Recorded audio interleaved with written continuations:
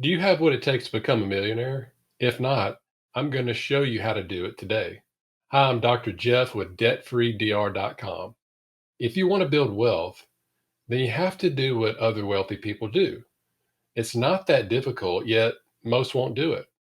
One of the top ways wealthy people accomplish getting rich, is by continuing their education after their training in whatever that field that they're in, mainly by reading books.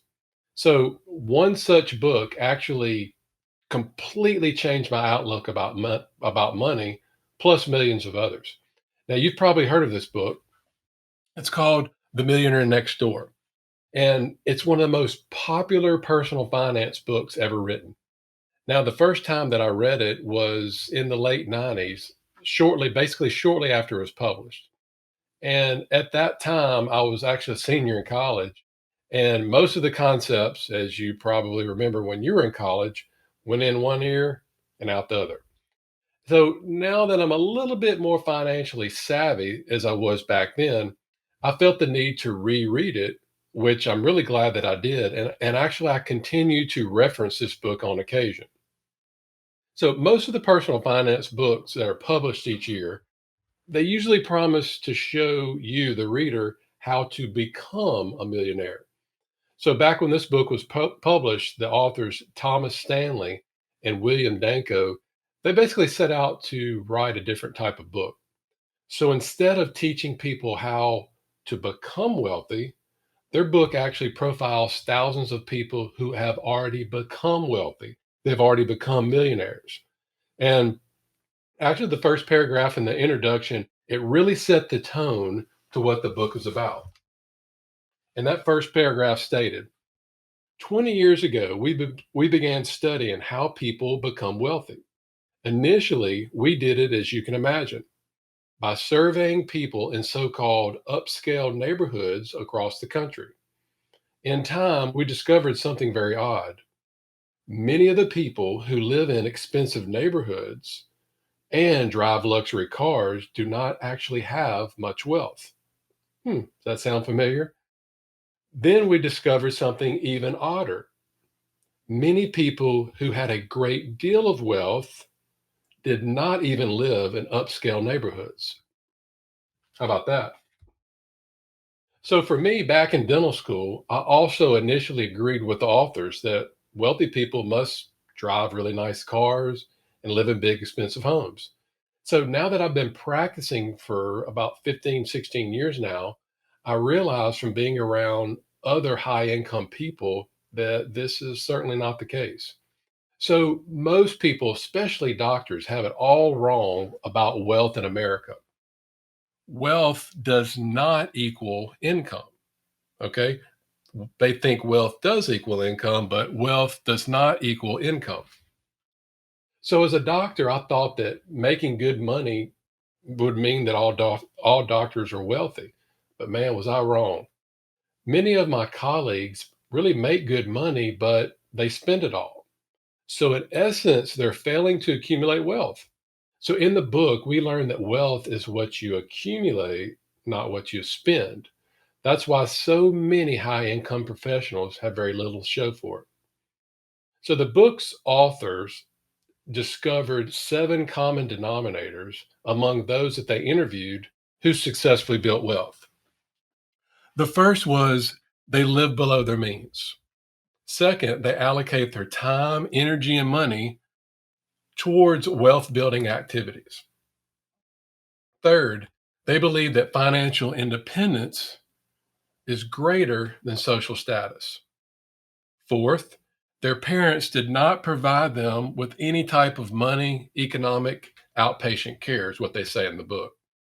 Fifth, their adult children are self sufficient.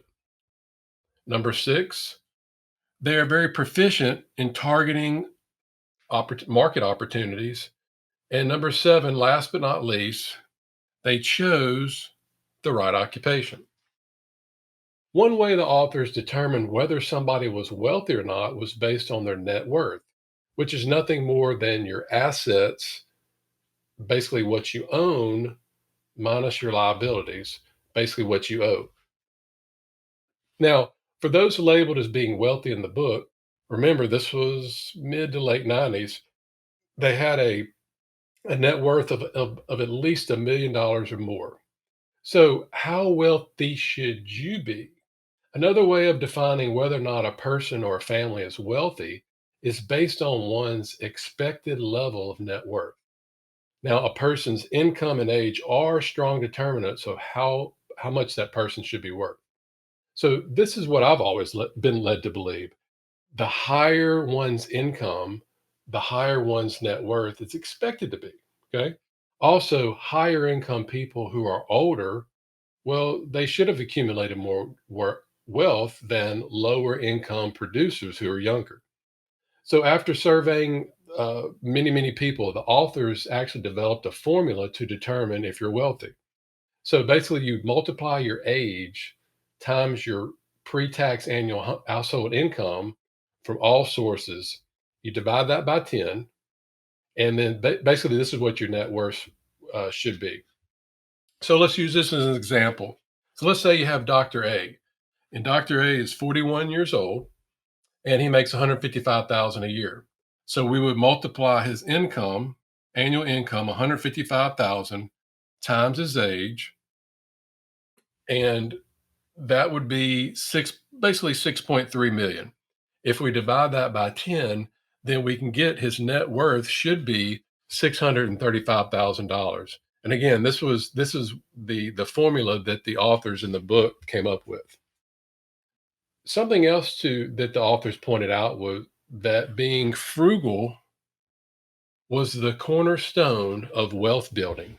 And really, many of the books that I have read and continue to read about millionaires, they state this same thing as well. So, again, frugality is a cornerstone of wealth building. But why is only such a small percentage of the population considered wealthy? So you and I both know that probably many people that earn good six-figure income, but are they but they're really still not wealthy. So why is that? Well, it's simple. Too many Americans live their life spending tomorrow's money. So the authors actually emphasize just how many households in America are entirely dependent on debt.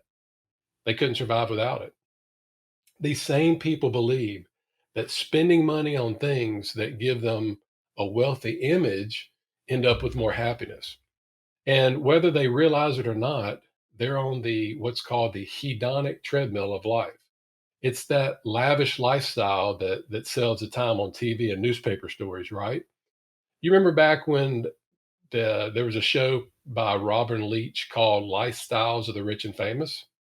So unfortunately, you're not going to see too many TV shows that talk about becoming millionaires by being by being frugal and working hard.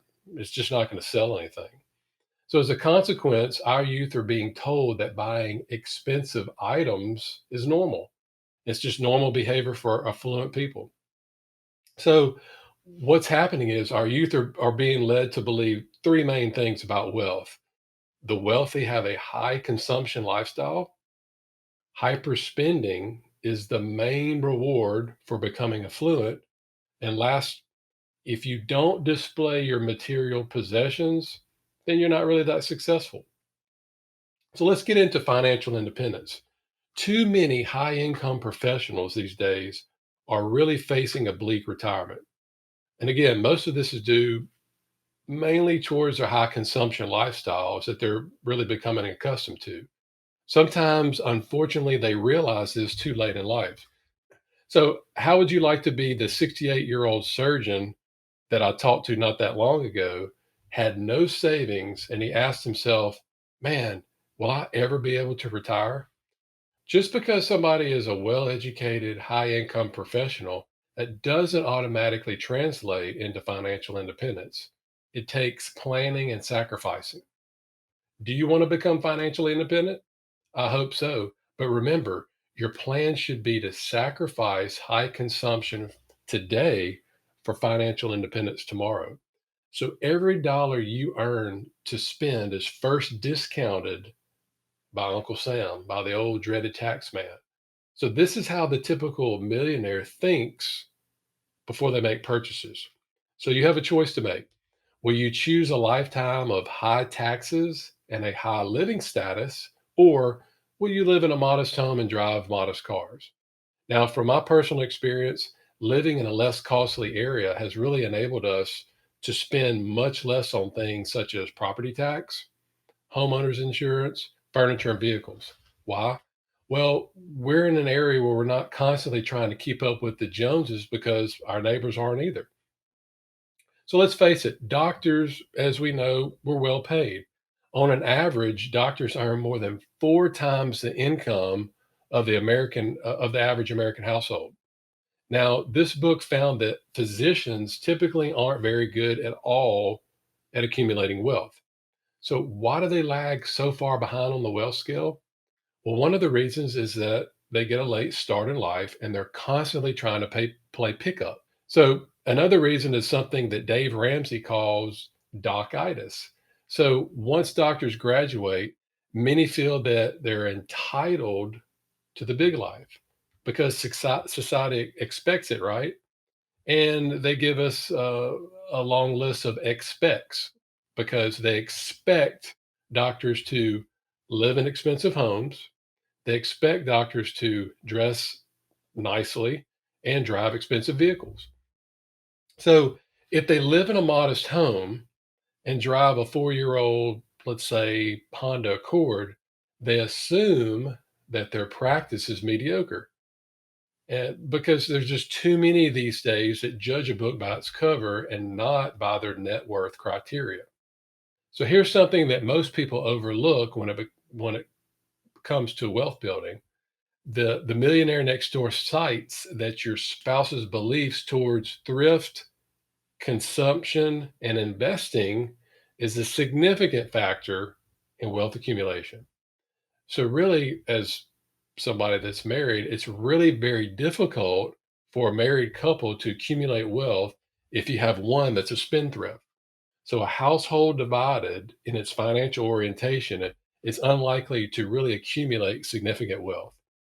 And the last thing that I wanted to cover is the author's list of rules that millionaires gave regarding how they raise their children. Now, as a father of two boys, I feel that teaching them about how to make and handle money is one of the most important things that we can teach them. So here are the rules that the authors felt most important. They never tell their children that their parents are wealthy.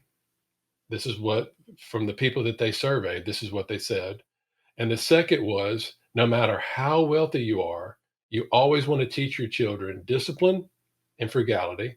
I still remember a handful of my friends growing up, their parents were just made out of money. They had a ton of money, yet neither them, the parents, or the kids acted like it.